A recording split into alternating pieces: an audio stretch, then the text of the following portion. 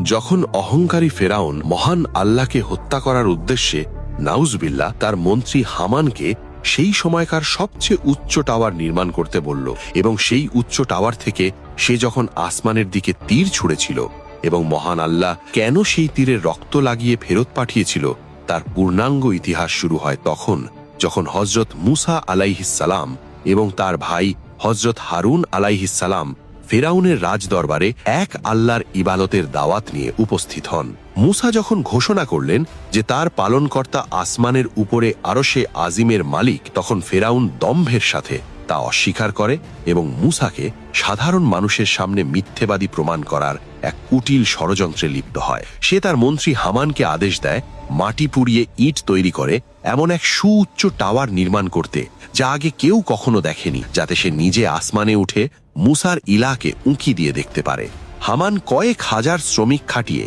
দিন রাত পরিশ্রম করে এক অবিশ্বাস্য উচ্চতার স্তম্ভ তৈরি করল, এবং যখন সেই আকাশ ছোঁয়া টাওয়ারটি প্রস্তুত হল, ফেরাউন দম্ভের সাথে তার চূড়ায় আরোহণ করে আসমানের দিকে তীর নিক্ষেপ করল।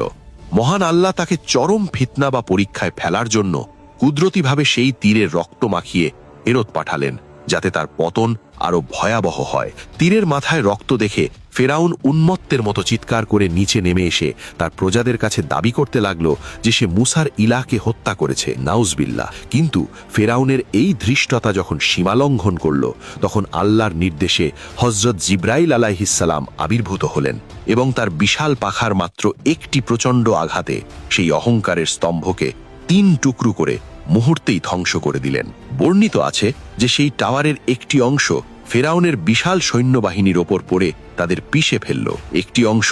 অতল সমুদ্রে হারিয়ে গেল এবং বাকি অংশটি মাটির নিচে এমনভাবে দেবে গেল যে সেই দম্ভের কোনো চিহ্ন আর অবশিষ্ট রইল না। এভাবেই আল্লাহ তাআলা ফেরাউনের অহংকার ভেঙে চুরমার করে দিলেন এবং কিয়ামত পর্যন্ত মানুষের জন্য এক বড় শিক্ষণীয় নিদর্শন রেখে গেলেন।